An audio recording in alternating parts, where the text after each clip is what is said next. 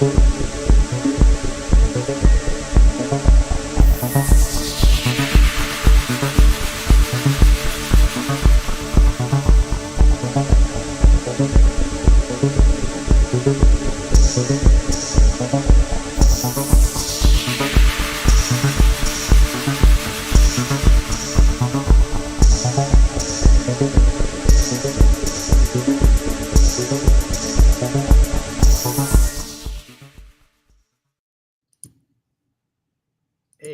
Scott. Hello.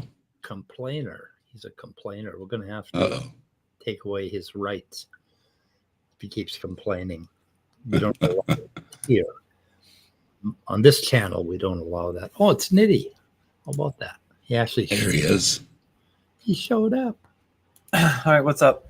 Hey. Hey. I wanted to yell at you. Okay. Yeah, the whole conversation you had with Kafai, you didn't realize it was Kafai? No, they're banned on my channel. Oh, really? Yeah. Yeah. Yeah, anyway. Yeah. I've been having a conversation with him for over 10 years. Oh, boy. Wow. Okay. Yeah. In fact, I have a folder on my desktop that says Kafai on it. And I have, I'm sorry. thousands of posts back and forth between me and him about how this whole thing proves God. But I just wanted to make a couple corrections, basically. For one, mystical experiences are a thing that are commonly experienced by human beings. I think somewhere between 10 and 30% of us have had them. And so it is a state, basically. And Johns Hopkins did a study on psychedelics, and they did that questionnaire, which is, as you pointed out, they rely on subjective reports, right, of different qualities, right?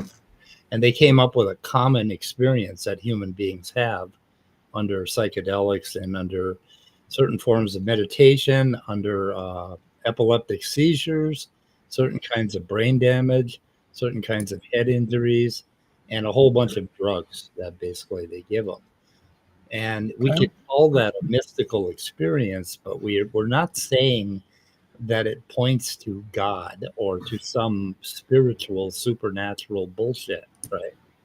There's absolutely no reason to take that step.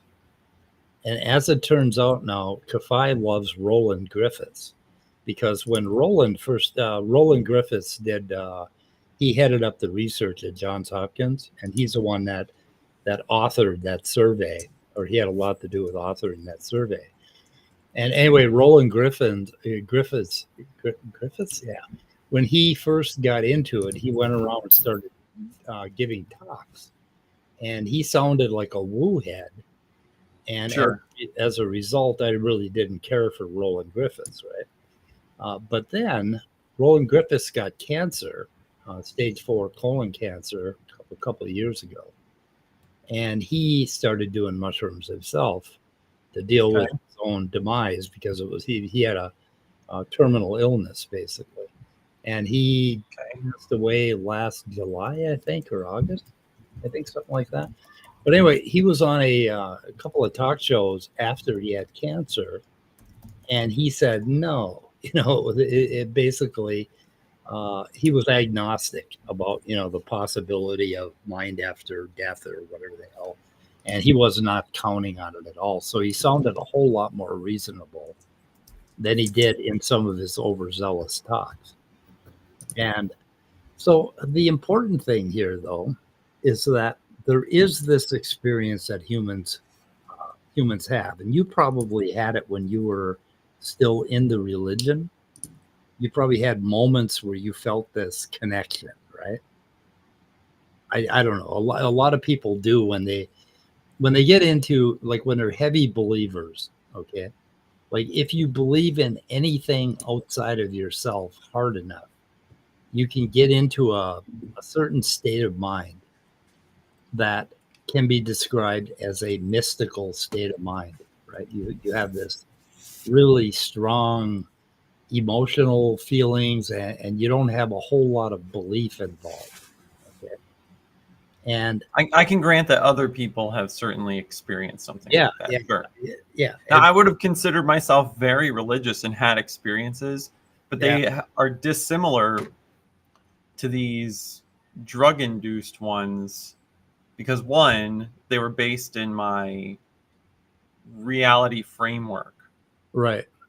And so those are a real experience because they are correlative to my beliefs, right? Okay. And I knew that they weren't drug induced, and they're categorically different because they were, in my opinion, at the time I had some level of free will to keep that experience going or terminate it. Right? I could just be like, no, no, no, no, no, la la la la la, God, you're not there. I don't want to experience this right now. Right. If that was what was going on.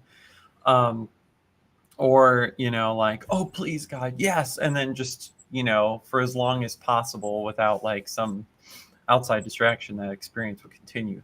So that's um, what I would say about my uh, testimony of that. And Was and so I would categorize the drug induction ones as having potential for erratic and inability to control those kinds of experiences. So, like, similarly to drinking alcohol, right? You don't really have like a full control of how intoxicated you get, except for like your imbibing amount. Even then, like how much you ate that day, where your immune system is at, all kinds of things factor into that. And I feel the same is true for psychedelics. You don't get as much of a choice as to how um, that interaction is similar to spiritual ones, if that makes sense. it So I'm depends. just talking about the dissimilarities between the two in my Christian worldview. So we can go back to making the point about um, mystical experiences as a category for human experience. Go. So it depends on the dose, whether or not you have control over this. And not all people are going to feel this on a psychedelic. Usually, you feel it on a psychedelic after you've gone through what I would call hazing, psychological hazing. Basically, sometimes the psychedelics take you on a journey that is so goddamn intense that at the end of it, you just sort of give up. And as soon as you give up, you have this remarkable experience.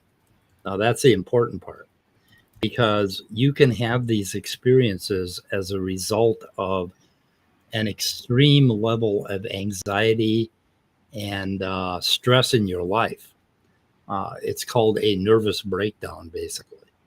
That's what they used to call them when my mom had them, and some people are even hospitalized because all of a sudden everything just melts down for them, and they have absolutely no way to be who they are anymore. Now, I had one of these experiences when I was 15 years old, and it was prior to doing any drugs at all. And it was, I didn't have any drugs in my system, maybe a little caffeine. And I had a major experience that lasted for about 3 days. And I've had a lot of psychedelic experiences. And I can tell you that the experience I had without the drugs was more powerful, I think, in a lot of ways than the psychedelic experience. Okay. But I was an atheist prior, I was an atheist during, and I was an atheist after. I've been an atheist all my life. So, I mean, there Mm-hmm. was no reason to assign any kind of supernatural belief to it. And that's what Kafai keeps missing. And every time you try to nail him down, like on those brain scans, right? Okay, they've done Mm-hmm. brain scans and they can tell that you're in an extraordinary state when you're on a psychedelic. And those connectivity diagrams that he was showing you, where he had the one on the right and the one on the left. Yeah. Okay, what that shows, what they do is they have a statistical measure where they'll take a part of your brain called the seed, basically, and they measure the connectivity between all these different nodes in relation to that seed. and they come up with the fact that psychedelics interconnect your cortex to a tremendous degree, to a degree where you can no longer function sometimes, right? You couldn't drive a car. You may have trouble walking across the room because all of a sudden your brain is not doing what it's supposed to be doing. It's not. You have too much interconnectivity. Okay, so when you have that, you'll end up going through a psychological trauma of sorts. Like you'll remember shit that you never thought you'd remember. You will feel things from your past that you had long forgotten. And so you go through this whole psychological thing. And at the end of it, there's sort of a giving up. And now the fight I had with Kafai is really interesting because he was telling me about this. He describes God in such uncommitted ways, right? You can never get him to commit to anything about his God. Not that Right. He doesn't believe in an anthropomorphic God at all. He believes in something way, way out there, way, way mystical, And what I was describing to him is that is the right direction that a mystic would go in. A mystic would completely disavow all belief, all religion, all conception of God. And he would just experience basically this raw human experience of being connected to everything, which is oddly what we feel when we disconnect our default mode network. And what I was trying to tell Kafai is that's all he was doing is bringing his ego back into it and saying that he knows what God is, right? He knows that atheists are wrong. He knows, like he knows something about this God. He knows that it's something not natural, right? And in doing that, he's adopting a belief. And in adopting that belief, he is doing exactly what mystics would tell you not to do. Like mystics go for the pure experience with no belief. Now, I like listening to some of the mystics. Yeah. Now, some of their stuff is a little woo, but other things they say does seem to make a lot of sense. Yeah, as long as you don't try to like come up and say, oh, God exists or God doesn't exist, or you're going to have a mind after death, or any other kind of dogmatic belief, then you're on the right track. And the right track turns out to be kind of peaceful, and it feels really good to human beings. But the thing is, a lot of atheists discount that mystical experience. And as long as we keep discounting it, we're going to have a lot of people that are saying, hey, fuck you. I felt something really important. And you're telling me, you're gaslighting me, basically. You're telling me I didn't feel it, right? It's like, no, I felt this thing. What is it? Oh, you got a fuck you sign? That's my Bigfoot fuck you right there. The point is, there is something, there is a human condition that can be called a mystical experience. Number one. Number two, we don't want to discount this experience. It's really important in how people adopt religious belief.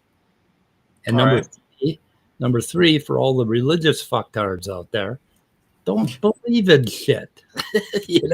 That's not what it's about. You're just going to screw the experience up if you go out and adopt a belief like Kafai has.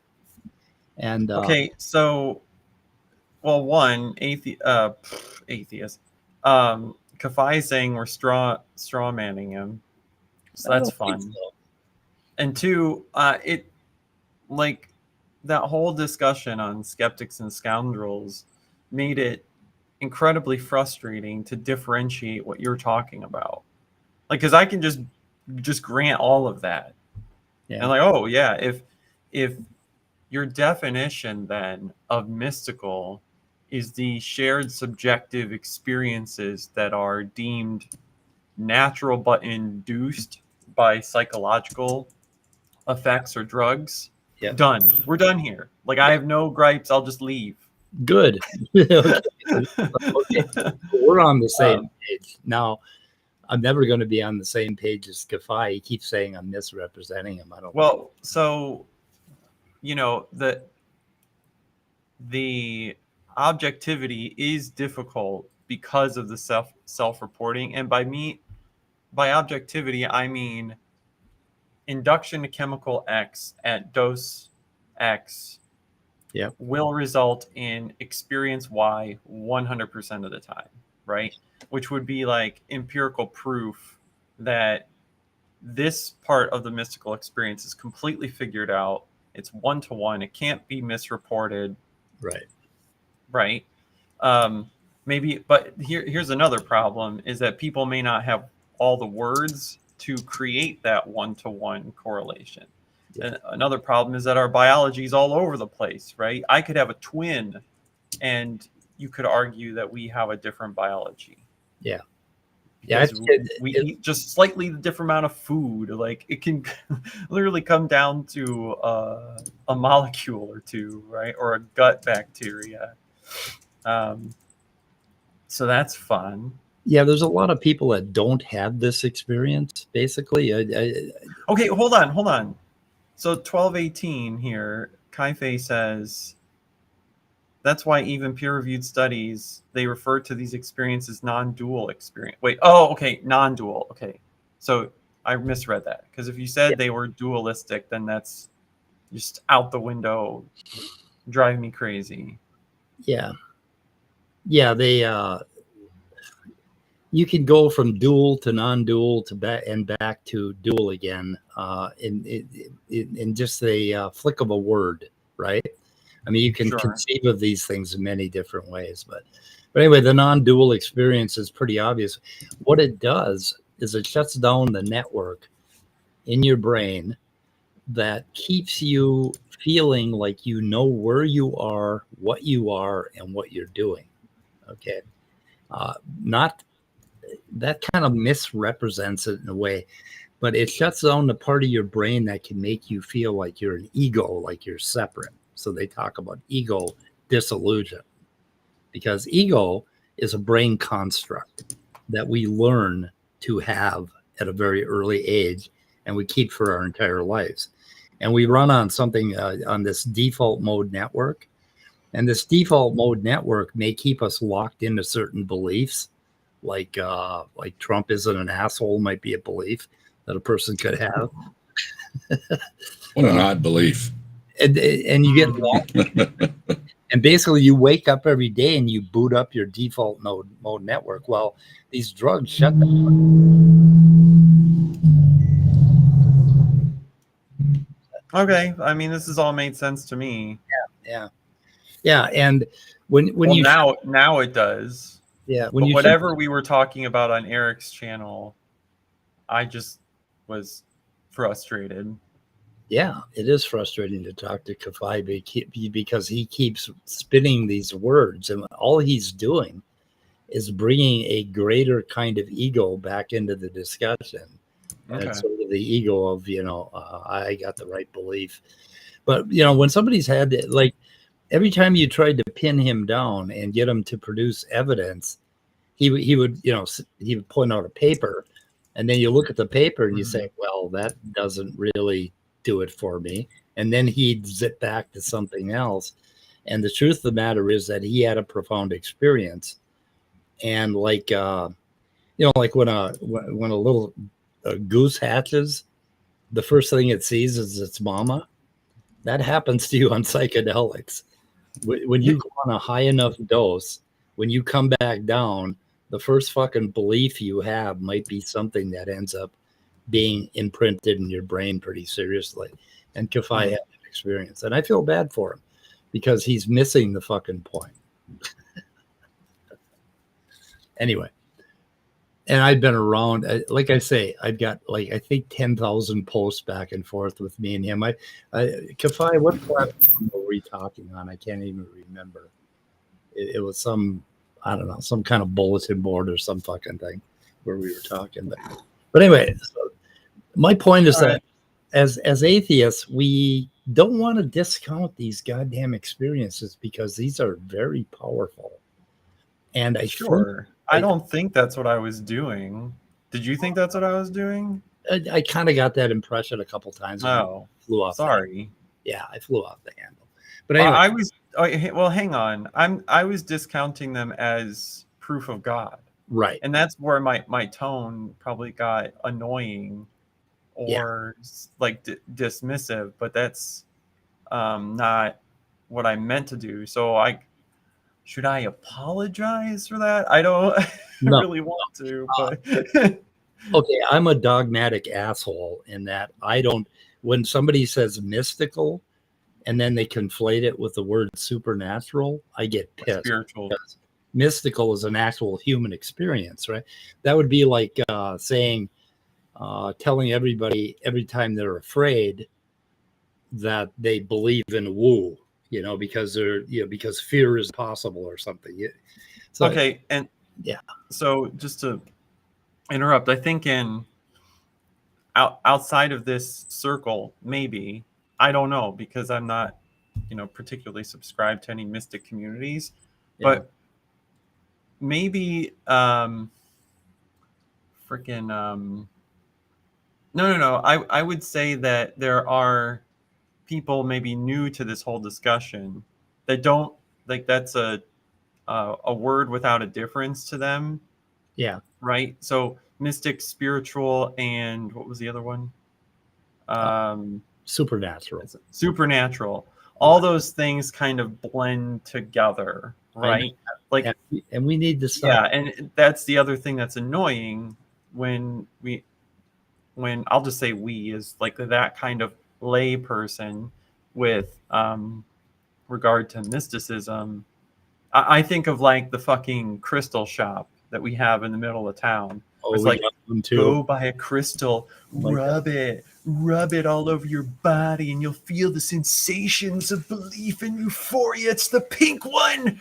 Ooh, what do you get to the jade in your asshole? Oh, we got a store like that. It's called Rock Crystal Cave or some fucking thing. And I went in there and we bought some tea, and she run this gong around. They have like this bowl that hums when you run a little thing. I don't know what it's called, but anyway, she did that and she blessed us and blessed our purchase. And I'm like, holy fuck! I was afraid when I walked in there that the woo would blow me down and I'd fall back on the sidewalk. I had to hold. Actually, Speed, I think I just had a mystical experience. You did during that whole, yeah. And I hope everyone in chat did too. Oh, I hope so.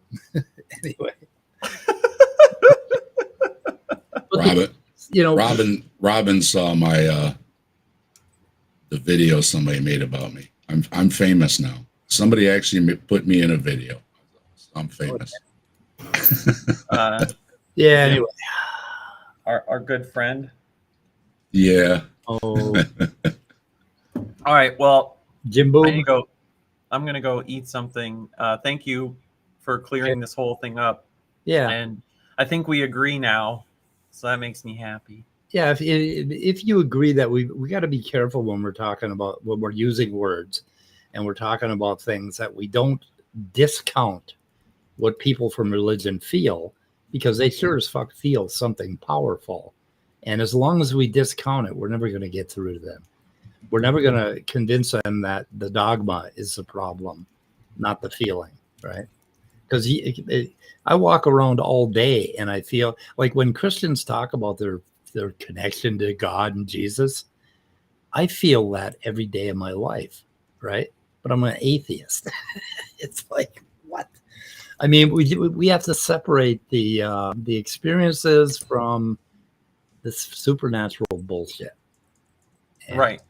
And dispel the dogma, because the dogma is fucking killing us in this country. So anyway, no woo for you. Yeah, no woo for you. Okay. All right. Yeah. I'll see ya. Yeah. Okay. All right, Nitty. Bye. I'll be lurking. Look away. No one's ever OD'd on DMT. We lost somebody from psilocybin the other day, but it wasn't psilocybin.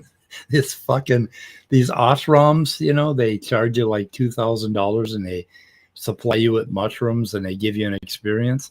Well, they were supplying their patrons with poisonous mushrooms, and they killed Oops. Yeah. Put 4 in the hospital and killed another one. It's like, oh my goodness. It's not something to mess around with. If you don't know what you're doing, Right. Don't eat fucking. don't eat fucking mushroom. You don't know what. Yeah. No. In Minnesota, we've had the wettest year ever. And I just watched a news article. They normally have about 20 people in that from mushroom poisoning a year. They're up to 90 already this year. People are going out and eating all this shit, and they're not, And mushrooms can really fuck you up. There's two kinds of poison mushrooms. The first kind gives you diarrhea and makes you throw up, and that's the good kind. The bad kind, you don't feel the symptoms for about 8 hours when your kidneys shut down, and then you go down from there. Anyway, okay, so Jimbob.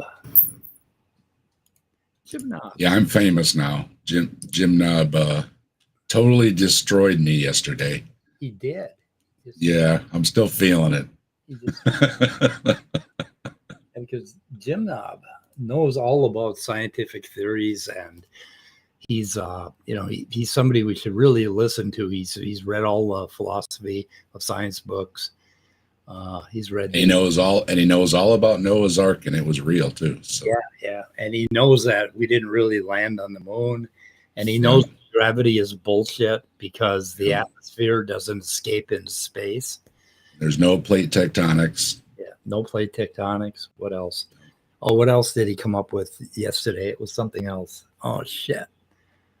I'll think of it in a minute, but there was some other crazy ass thing he came up with. It's like, what the fuck? Something else he didn't believe. Oh my goodness. Anyway. Yeah, the day before yesterday, Big Bad Mama was lurking over there and poking, and he always brings up Noah's Ark and all the things, and you believe all these silly things, and well, yeah, I believe it because Christian things and they make sense and this and that, and it's miracles, but science is dumb. Yeah. The reason that people shouldn't get an education is because you'll go into debt. Oh, is that another one? Yep. So he's too smart to have ever gotten an education. Yeah, right. Because he's not in debt to a student loan or anything. So. Yeah. And I agree, people should not go into debt to go to school. We should have a public option for universities. Didn't Biden do something for under $80,000? Something about? Yeah, they some little tidbits. Yeah. That's what they're saying about Harris right now and Bernie Sanders is that Bernie Sanders wants some assurances before he gives you a endorsement. So apparently she hasn't talked to him yet, and she should, saying, hey, this, that, and sometimes it's not the whole big package, but like you said, maybe they'll do this here, that, to help out some, and that's better than none. And yeah, be careful. Bernie he's got a lot of years in, he knows a lot of people, and agree or disagree, those are the people you need to talk to. Bernie Sanders almost got me killed. He did a stump speech at the Minnesota Fair, and my ex-wife was with me, and she wanted to go see him. So we went into the crowd, and holy shit, people were just packing in to listen to this man. And we never did see him. We could hear him, but we couldn't see him, and we were only about 20 feet away, and we damn near got trampled. So he has some influence. He has some power. A lot of people like him. But Big Bad Mama said something about Noah's Ark, and then she put, you believe in Noah's Ark, and then she put a bunch of emojis, and he said, oh yeah, you never have an argument. It's like, okay, Jimbob. What argument? It's nonsense. When mom and dad sat you down and said Santa doesn't really exist, did they have to give you an elaborate philosophical argument? Did they have to show you evidence? What was the syllogism, and what was the hypothesis for the observation that Santa Claus did not exist? Like, I don't even know where to start with somebody that believes in Noah's Ark and a worldwide flood and the fountains of the deep and all that shit. I don't even know how to start tackling that kind of stupid. I mean, it's just, oh my goodness. Well, it was your fault. Yeah. You were snooping over there, and then I started watching. Oh yeah, it was my fault. I did it. So I had to get on as the grass man because my other stuff was blocked, and so I said, and then he figured out who I was because I wasn't trying to hide it or anything, but so yeah, and then so I went on there, and basically the chat was all lit up. They said something about evolution, and of course you hear all the things. Oh, you think you're a monkey or you're a rock or all that. Oh yeah. So I always say the same thing. I was like, what does the evolution theory of evolution state that you disagree with? And you hear the same replies. Oh, you think you're a rock and it's like, well, that's not what it says. So Jimbob said, oh, why don't you come on here, this and that and everything. I'm like, I ain't coming on there, right? So so then oh, coward, and I was like, I don't like to be called, I like being called out. I said, look, if you can tell me what the theory of evolution says without Googling it, I said, I'll come on and talk to you. So he said, well, theory of evolution is about allele frequencies changing over populations over time, this, that. And I was like, hey, I'm impressed. So I went on there. Yeah. Yeah, he did pretty good with that. And all I wanted him to do was say, do alleles change over populations? And he said, yeah. And then the rest of it that he wrecked me on, I really didn't care about. You believe in the theory. And then he goes ahead and he tries to double down and say evolution isn't a theory. Well, yep. Oh, fuck. I can't think of a quick analogy, but yeah, it's not a theory, and he's going to show me why with his logical arguments or blah blah blah. And it's like it's already a theory. It's denying it's a theory is to, and every time I try to say, well, a couple of times I got it in that. Look, I was talking about evolution, and he keeps talking, he wants to go here, there, and all these things. And I was like, I don't care. I don't care. I was just talking about what does the theory of evolution say? And is it observable? Because he's all about, you have to observe it. I was like, can you observe alleles changing over populations? And he said yes. And I was like, okay, well, I'm done. Yeah. So Big Bad Mama posted the video that they did on Jimbob, and I can't link it because I don't have your channel fired up, but that was pretty good too. And so he said I dishonestly edited. It's like, hey, you can go watch it. The rest of it I cut out because I didn't care. It's just, this is the very beginning. He said hi. I said, hey, you actually know what it says. Let me ask you a question. Boom. And then I threw in the little bit of contradiction on there. Should we listen to it? Just to feel. Yeah, you can if you want. It's only a few minutes. It's my other channel. Your other channel? What's your channel? What's your other channel name? Captive Desk. I know, but the name in the chat. This is the Grassman Chronicles. Is that mostly cryptids? Okay. So is Grassman Chronicles another channel? Yes. Okay. So what's the channel difference? You do Captive Desk as your set. Can you? I've never heard that like term. Bigfoot. Do you put those in the same category as God? Bigfoot? Yep. Yes. I like that. I loved when you said that. You do? Okay. So I recited. I was impressed. Very good. Very good. Oh. No one in the chat could do it, but you did it. And I'm going to say, you actually know what the theory of evolution states. Now, are changes in allele frequencies testable, demonstrable, and falsifiable? Changes, you can observe changes in allele frequency. Okay, then the theory of evolution is confirmed. And that's all I wanted right there.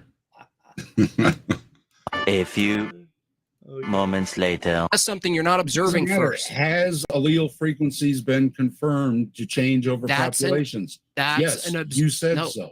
No, that is what the theory of evolution states. No, as it you doesn't. said. No, it doesn't. That's pretty good. Well, He's fairly intelligent. He's full of shit.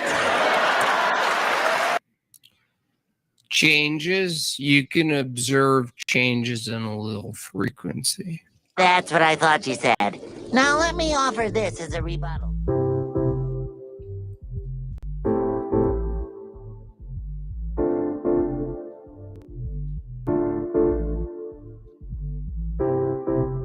So what do you think, Grift? He's he we were talking about this before. It's like he can't be that stupid. Okay.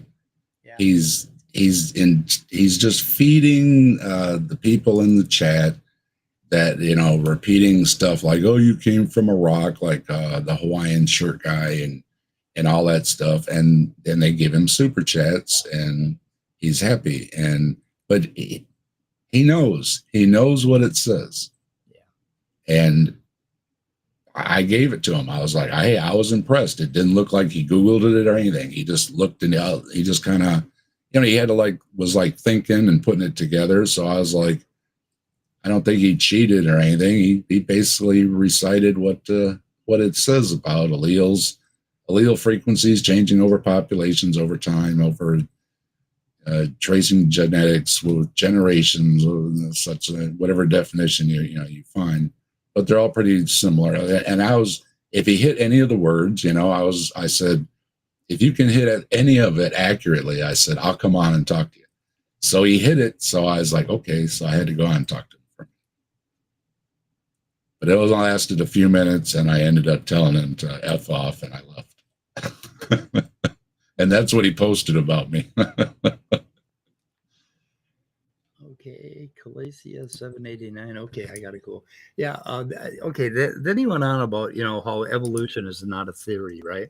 And it's like, okay, theory of evolution is how they define what a theory is, actually. Like most of the thinking about what a theory is today is based on the theory of evolution. It's based on this model. And it's a little wider than just allele frequency changing over time, even though that's a really good definition, right? There's a hell of a lot. I mean, the theory of evolution, if you were to write it down as a description, would be a stack that probably would reach to the edges of the atmosphere, if not the moon. Okay. There's a whole lot to it. There's a whole lot. Yeah. Obviously there's a lot more. I was just, you know, cause he likes to be this little stickler on things. Right. So I was just pointing out as far as what the theory says, that part right there, can you know, is that testable? And oh yeah, you can see that happens. And it's like, well, then you're admitting to at least that piece of the theory of evolution. So you can't say it's not a theory or it's not true or anything else because you just said that piece. Yeah, you can go to fossils and, you know, all the other things, but just that one piece he agrees with. And then he, at the same time, like you said, he turns around and then totally discounts it, just throws it all away. It says, well, it's not really a theory anyways, when if you pull up scientific theory, guaranteed it's going to have the theory of evolution listed as one. Yeah. Yeah, it's kind of hard to deal with him. He wanted me to get on after, and I was going to get on, but they wouldn't unblock me in chat. So I told him, eventually I said, fuck you. You know, yeah, that's why I had to go to grass, man. I think my Dave is even blocked because I was saying, you know, I was putting comments up and nothing. As soon as I popped in with grass, man, 10 people are, you know, commenting and everything, and Jimbob notices and everything else. So yeah. They all have, the other ones have to be blocked. And yeah, we didn't see you in there either. So. Yeah, you can't see me unless I go in as Mike Bruznak. He did tell his mods to unblock you. I don't know if they did or not, but he did say they didn't unblock answers and atheism. Yeah. Oh, let's see here. Okay, Jimbob. I'm looking at. But I got sucked in. Thanks to you and Joe at the Kentucky Atheist was on too, and it's like every time I try to get out, I get sucked back in. Oh, let's see here. But I just wanted, you notice I went right in and I said, boom, boom, boom, asked my question. And that's what I wanted. And anything else he said after that, I really didn't care. Make fun of me and, I just listened to the scientists, yuck, yuck. And I told Mike earlier, I was like, and yet in universities all around the globe today, well, unless they're on break, they're teaching biology. Yeah, every textbook written, every book on evolution, except for, the religious have written a few books on evolution. But every single book, every textbook calls it the theory of evolution. And they call it the theory of evolution because of this stuff right here, scientific theory. Basically, what is a scientific theory? Okay. It's a science. It's an explanation of an aspect of the natural world and universe that can be repeatedly tested and corroborated in accordance with the scientific method, using accepted protocols of observation, measurement, and evaluation. Where possible, theories are tested under controlled conditions in an experiment. So you take a part of it and you test it, right? In circumstances not amenable to experimental testing, theories are evaluated through principles of abductive reasoning. And that's what that comes into play when you're dealing with the past, like 300 million years ago until now. The only thing that we can do is use our reasoning to basically logically determine whether or not what we're observing now can explain the past. And the theory of evolution is concerned about that probably 70% of the time, right? We're trying to explain how species diverged and how we ended up with the animals that we have today, and why the animals we have today have genomes that create these phylogenetic trees. And we have all of this stuff, and it's a huge body of information, a theory. It's not just one little thing. And the theory of evolution doesn't explain weather, tornadoes, rainbows, or jabs at the LGBTQ community either, Jimbob. Okay? It just explains an aspect of the natural world. And it's something creationists like to do is, oh, you believe in evolution, we'll explain all these other things in the universe. And it's like, no. There's no universal theory of everything. And he asked, well, what if was something about what if trees were talking to each other or something? I don't know. And I said, he goes, would that be a theory? And it's like, well, if you put together enough information about trees doing something, yeah, then it could be a theory. If you have, all this, what is it, corroborating and supporting evidence, I believe was. Right. Yeah. And you can be elevated to a theory. Sure. Like, okay. And of course, then again, that's kind of like a jab at me, where he's trying to, oh yeah, you can talk to trees and be a scientific theory. And it's like, well, technically, yeah, if you could talk to trees. Okay. About 20 years ago, somebody published a paper indicating that trees are talking to each other. Right? Yeah, they actually do. Yeah. And I didn't go there, but it crossed my mind when he said it. I was like, well, trees do talk to each other. Yeah. I didn't want to go there. Yeah. The thing is, in order for that paper to have been published, right, there had to be some research and a mechanism, a model had to be created for how this could happen. And it turned out to be these mycelial networks of fungus, right? So and then once you have that hypothesis, that model, and you got that model from some observations, right? She did observations, she came up with a model. Now we can go ahead and test that model over and over and over again. And if that model does not fail, if it is not falsified, then it becomes a valid theory, a valid scientific theory. Oh my goodness. I'm not sure why that happens. Established scientific theories have withstood rigorous scrutiny and embody scientific knowledge. The theory of evolution has withstood rigorous scrutiny and it embodies scientific knowledge. it connects with all the other knowledge, basically. Now there's, let's see what else we have here.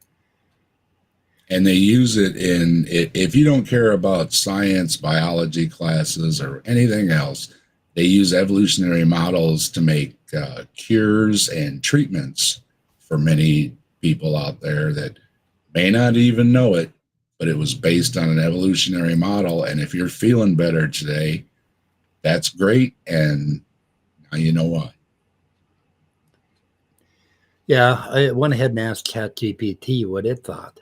Okay, a scientific theory is a well-substantiated explanation of some aspect of the natural world based on evidence gathered through observation and experimentation. And then you assume that the past was pretty much like the present, that natural laws have not radically changed. And then you look at the mechanisms, and then you come up with a model about how a species can diverge because of a change in allele frequency over time, right? And if all of that works, if the Christians have not falsified that, then the theory stands. You have to falsify the theory in order to take the theory down. He thinks saying a nub falsifies evolution. Yeah, he does. This nub just decided to be something else. A penis nub is what he likes. He likes to talk about penis. Everything's a nub. Yeah, Yeah. Well, there was a nub on a rock and they decided to grow wings, and it's like, yeah, it's just he tries to use fancy philosophy talk or whatever, but it's still regurgitating some of the slimy creationists out there. Yeah, he's memorized a few words. You think you came from a rock and stuff like that. Those things slide in there. Yeah, and he's a talented YouTuber. He does a good show. He puts on a really good show, and he can talk a good talk. And when he gets on with somebody, he can pull a Tucker Carlson on him or whatever. He looks like Tucker Carlson half the time, his expressions, right? He does the whole Tucker Carlson thing, right? And we found out that Tucker Carlson was a big fucking fraud. Didn't even believe what he was saying, right? But Tucker Carlson was believable to millions of people. Anyway, so number one, I'll admit, okay, I'm not great off the cuff. Okay, a lot of folks out there are, and that's why I'm not really interested in doing debates or anything like that. When I do my videos, I have notes and scripts in front of me. Okay, honestly, okay, I'm not great off the cuff, and I'm always worried about sitting there with dead air time going right? So I have my stuff wrote out. Okay, I'll admit it, right? But I also like to do that because it gives me time to fact check things, check my numbers, check my dates, check my names, look up the phonetics so you kind of are close to pronouncing it right, and putting all that stuff in front of me. So Jimbob, of course, he's going to, throw a million things at me, and I'm sitting there going, I don't know what the hell you're talking about. And, he thinks it makes me look bad. Fine. Okay, fine. But if you give me a minute, and this is something Aaron Rod realized with the Hawaiian shirt guy, debating him with his stick doesn't get you anywhere. Yeah. But as soon as he challenged him to an individual, one topic at a time, back and forth email debate, Hawaiian shirt guy vaporized and disappeared. Yep. Okay, so ChatGPT is really good at summarizing things. Key characteristics of a scientific theory include, based on evidence, predictive power. We can predict what's going to happen to populations, basically, of like insects and bacteria and whatever. Testable and falsifiable. There's got to be a way to falsify it. We can prove that. God, I don't know what it would be for speciation, but anyway, there's a way. Consistent, internally consistent, and is consistent with existing scientific knowledge. Now, that's a big one for theory of evolution, right? It's very, very big one right there. Has been consistent. Broad applicability, can explain a wide range of phenomena within its domain. Number 6, tentative and open to revision. Okay, there's two things. There's rejection of a theory, where the whole thing would be thrown out, and then there's revision, which is what happens to evolution every single day of the week, 24/7, all year long, every year since Darwin. Basically, it has been revised and made more specific. Right, we find new things about it.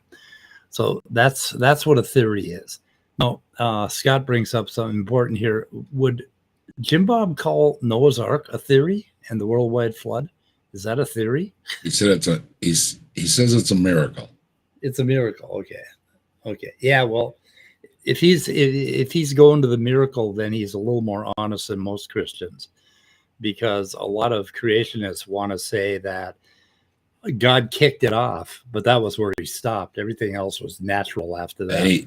But he also throws it back at the naturalist or whatever, and he says, you have to believe in a miracle of, whatever, the universe or life or whatever and stuff. So he's also using it as the Ken Ham thing of I'm rubber, you're glue. He's saying, yeah, I believe in a miracle, but so do you. Your science is just a miracle. See, I know, like I said, he's a lot more slick with how he does it. But if you go through the transcript, yeah, you'll find that those little tidbits there, and you can trace them right back to Ken Ham or Hawaiian Shirt Guy or whoever. He slips them in there. Yeah, if when you were a child and the first time you saw a match light or a fire start, or the first time you turned on a radio, you might have thought that was a miracle because you didn't know what was involved in causing that to happen. Now, most people, your average human being in the United States, looks at the beginning of life and evolution as a miracle because they have not looked into it that deeply. And it is miraculous. I mean, it's a miraculous thing that my body right now with 30 trillion cells manages to keep going for 73 fucking years. I mean, when you start looking into the brain and what actually has to happen in the brain in order to keep you alive, I'm like, holy shit, I just don't believe this is still working. But anyway, so yeah, it seems like a miracle to people, and that's where you're either going to trust the established scientific academia, or you're going to go off on your own and pretend that you know more than all these other people. You got a choice, right? Because yeah, it seems miraculous. That's something Rebecca didn't like hearing from me when I said creationists just want to pat themselves on the back. Look how smart I am. Yeah, I'm smarter than everybody else. I know better than everybody out there. I look how smart I am. And look at the orange candidate says it all the time. I know more about this than anybody. No matter what the topic is, I know more about it than anybody. And Elon does it too. I know more about this than anybody. I know more about this than anybody. Yeah, Trump is the best golfer in the world, Yeah, I seen him putting. Yeah. Yeah, he missed 2 times. He missed every time. But some of them weren't even close. I mean, it's pretty bad. Yeah. So here's another thing Jimbob likes to talk about is the scientific method, and he says observation. And what he failed to understand is observation, and it's a iterative device, right? You observe, then you go ahead and you come up with a hypothesis, or you formulate a question, you come up with a hypothesis, you experiment, you do data collection, you do analysis, you conclude something, and you go back to observation again. And it's iterative over and over again. And those are the ones I was hitting on base. I mean, I wasn't going through the entire thing, but I was saying, well, hey, you have observation, you can observe the data, and you can come to a conclusion, right? So, again, I'm not word for word here, but I was using those 3, and it's like, no, you can't do that. You can't get a conclusion from the scientific method or something like that. And I'm just like, what the hell are you talking about? So I asked, well, what method are you using? well, we agreed using the scientific method, and it's just like, oh, blah, blah, blah, blah. It's just it's so frustrating. We also have replication, and then we have theory development. If a hypothesis is repeatedly tested, consistently supported by evidence, it may contribute to the development or refinement of a scientific theory. Now, when people believe in evolution, as I do, we don't just believe in it because of faith or whatever. We question it, and we go out and we try to find plausible mechanisms.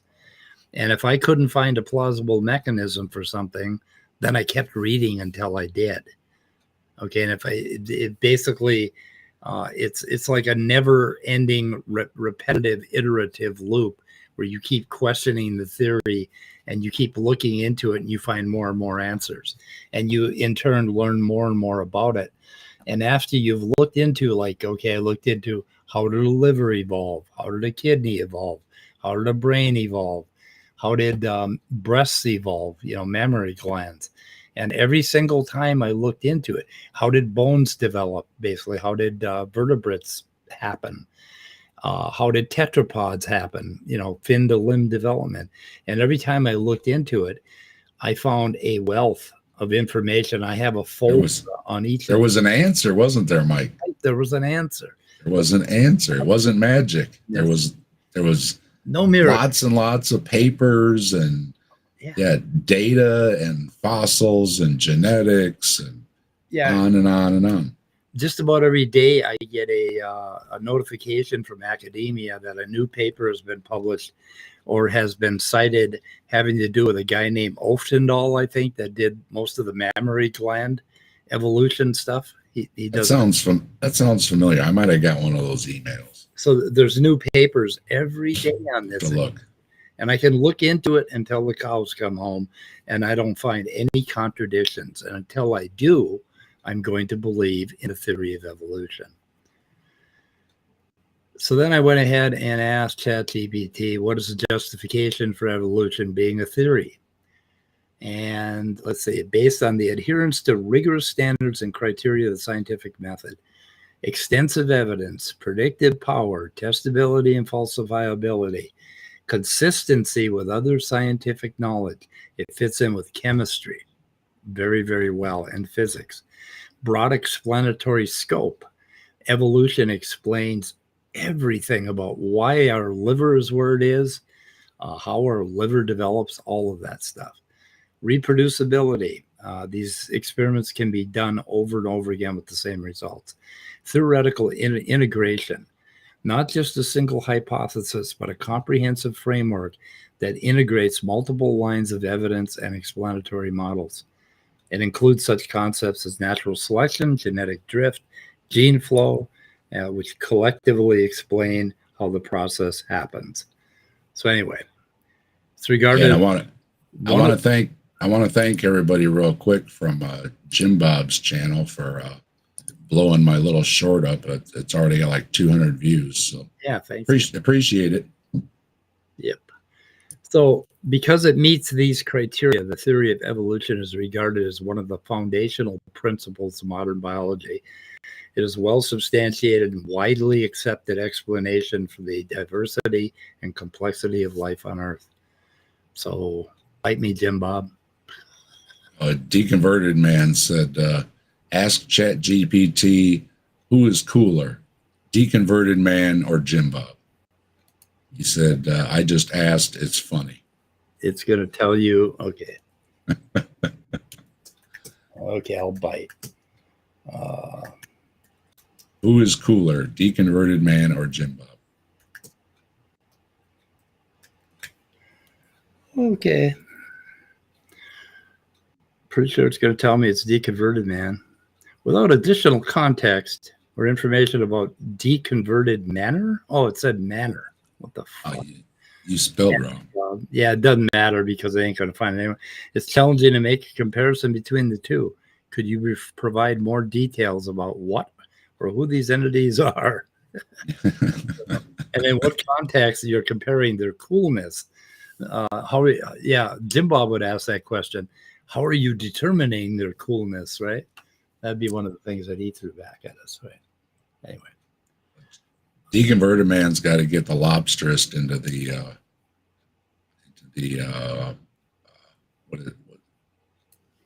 what's the word I'm looking for that Chat GPT searches through? Large language model. However, it does the search.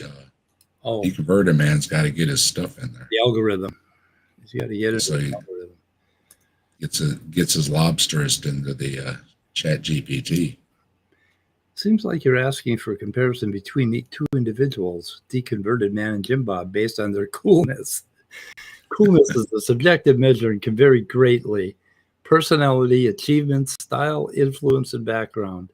Okay. Yeah, and we Mike said something earlier. Jimbob does have a good little shtick he's got going on over there, and he's got a bunch of followers, and he seems to rake in the money and everything, and hey, whatever, Yeah. But he wants a philosophical debate, and it's like, well, go find a philosopher. I just had one thing I wanted to talk about. I didn't want to talk about a million other things. He wants to debate on his terms, right? He'll overtalk you if you don't answer exactly. If you don't answer his ridiculous setup questions in the way he wants you to, he will start hammering you. And then eventually the conversation will end, and then he will announce victory. Oh, victory, I mean, it's like, God, if I walk into your house and you start slinging shit at me and I leave your house and you say victory. Well, and we talk about it before, stuff in the chat and everything aside, or whatever, if you want to come on and talk with somebody, at least try to be civil, right? Yeah. And as soon as he started calling me a dope and that, it was like, F you, man. I'm not here to be a punching bag. I can take the stupid, but I'm not going to be a punching bag. So. Yeah. So he rage quit, and I was like, you called me a dope after you just said evolution's not a theory, after you recited what the theory says, and it was just like, and then you're calling me a dope. I'm like, it was just too much. It's like, I'm out of here. Sorry, I didn't rage quit. I just left. Yeah, he threw me out once. And I think I quit myself once, but I told him. He said, are you going to answer my questions? And I said, no, I'm not going to answer you stupid questions. And he threw me out. That was the last time I was on there. I said a couple of times, if you watch the whole thing, I said, that's not evolution. I was talking about evolution, right? That's not evolution. Well, what about rainbows? I was like, crap about rainbows either. Well, aren't they part of the natural world? And it's like, yeah, nothing to do with the theory of evolution. Talking about the theory of evolution. And that's the thing and everybody knows that creationists and I guess the philosophies too, they want to take you off on 50 different tangents. Right.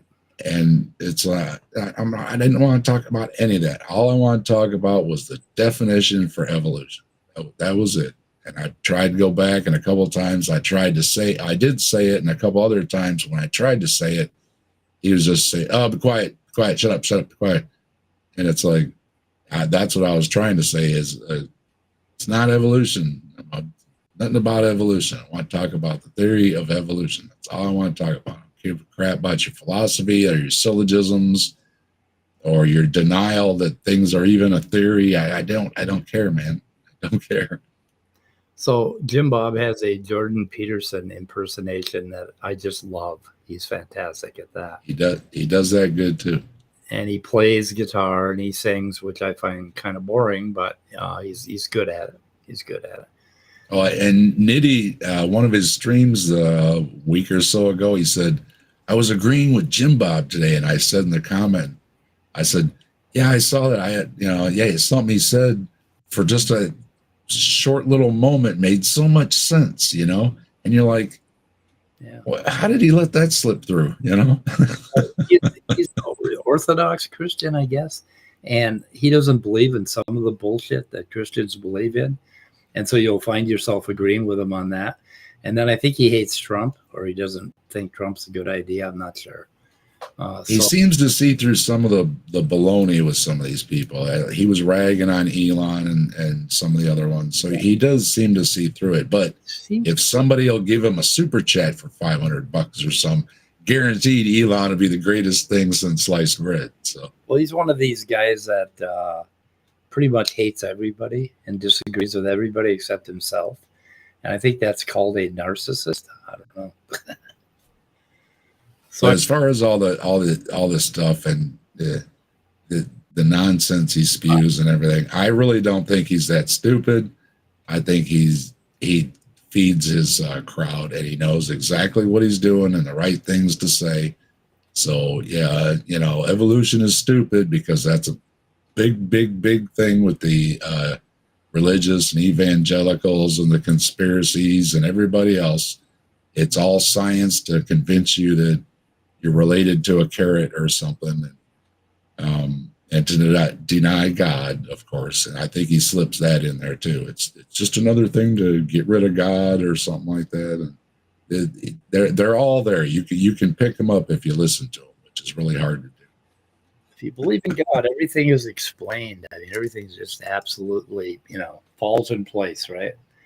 And yeah, it's just like, if you wake up in the morning on Christmas, there's a bunch of presents under the tree that weren't there the night before. If you believe in Santa Claus, it just adequately explains that whole thing to you. You can pick Santa Claus, or you can pick God, or you can pick Zeus, or whatever the fuck you want. Talking about Jordan Peterson. Jordan Peterson does the same thing too. He knows how to feed the crowd, but when he's talking, it's like, man, I don't think he's making any sense at all.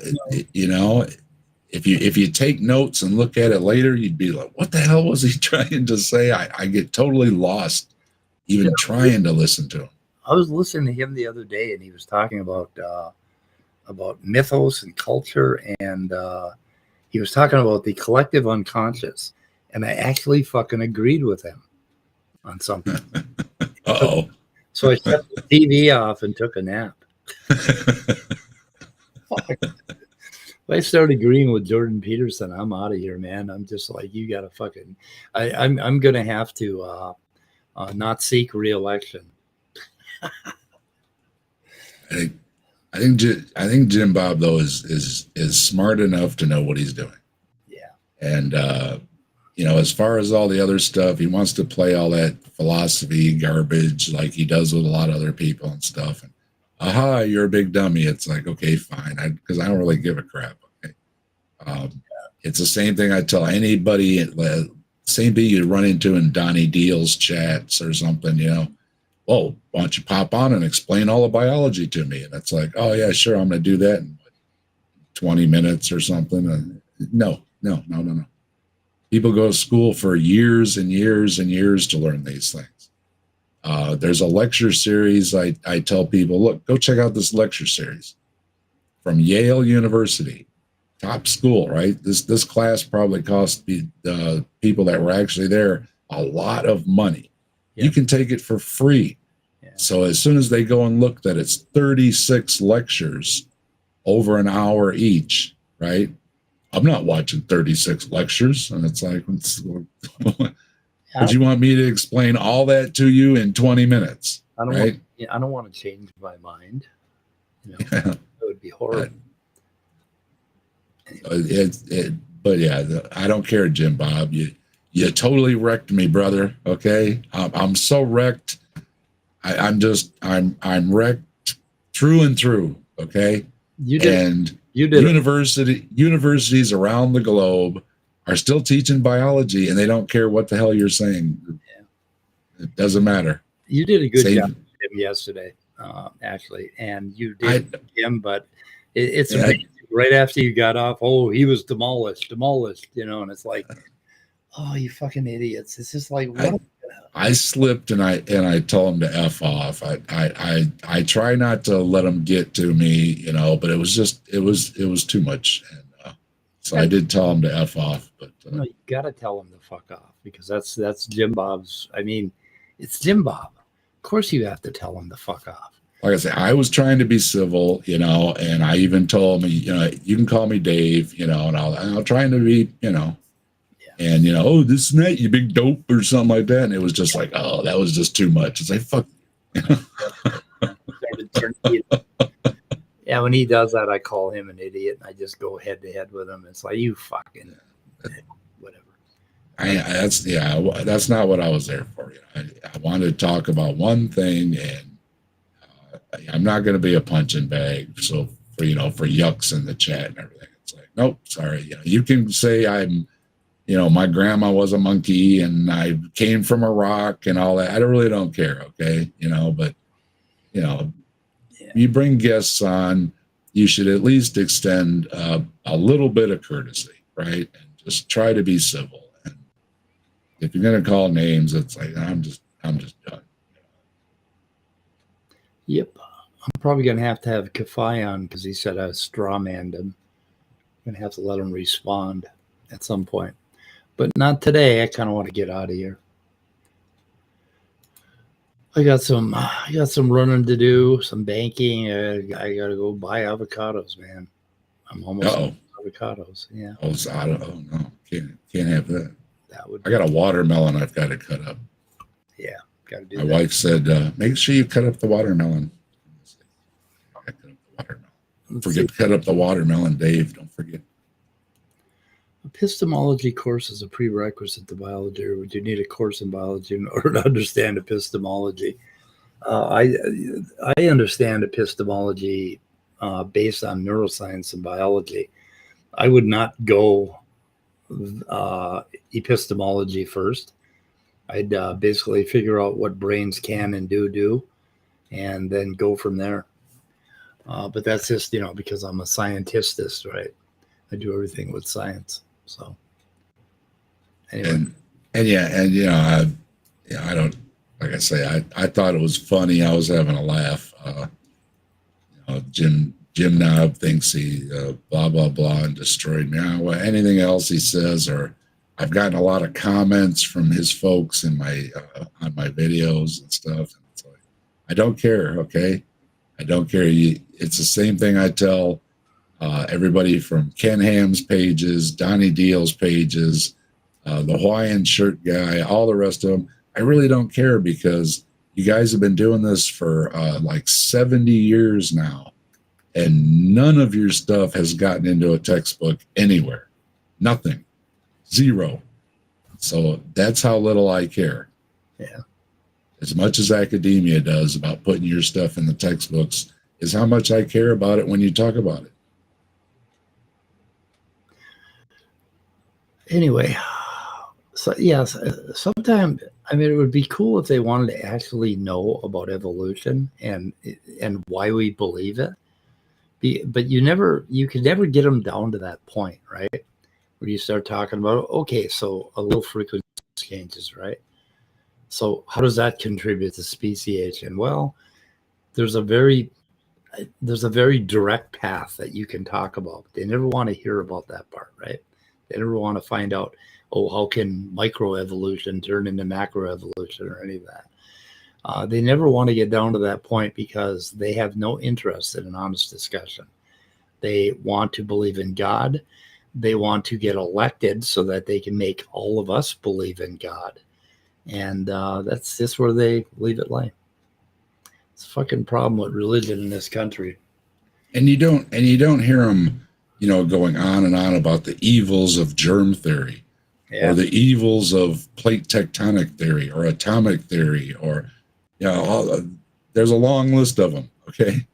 Yeah. You don't hear about any of those. Well, Jimbob did deny plate tectonics, and some of them deny some things about germs and stuff, but they don't go on and on about it. That's their boogeyman, is evolution. Creationists don't deny plate tectonics, except they think it all happened during the flood. Really fast. Yeah. Those continents were cruising at about 45 miles an hour, and then they, as Ramat said, they rammed into each other. Like India rammed into the European continent. And if it hadn't rammed into it, it could not afford mountains because it had to be going really fast in order to push the mountains up. It's like, okay, you jackass. It's that Jimbob repeated. I think it's the Hawaiian shirt guy that says it's not like the continents are floating like lily pads in a pond. And I think it was Thunderfoot that debunked that. Maybe other people too, but that yes, the continents are like lily pads floating in a pond. It's a matter of density and all those things, and it's floating on top. And and it's again that slipped through out of Jim Bob's mouth, and it's like, he's slipping it in there. He just doesn't have a Hawaiian shirt on and bashing a SpongeBob with a pacifier in his mouth like some kind of idiot. Okay, let's get out of here, Dave. All right, Mike, good talking to you. Okay, we're gonna quit. Okay, how do I Thanks. do Oh, and thanks for everybody. We had a lot of people joining us today, by the way. There was a bunch of folks on my channel too, and thanks everybody for stopping by. You had more on your channel than I had on mine. You kicked my ass. Good. Okay, goodbye, cruel world.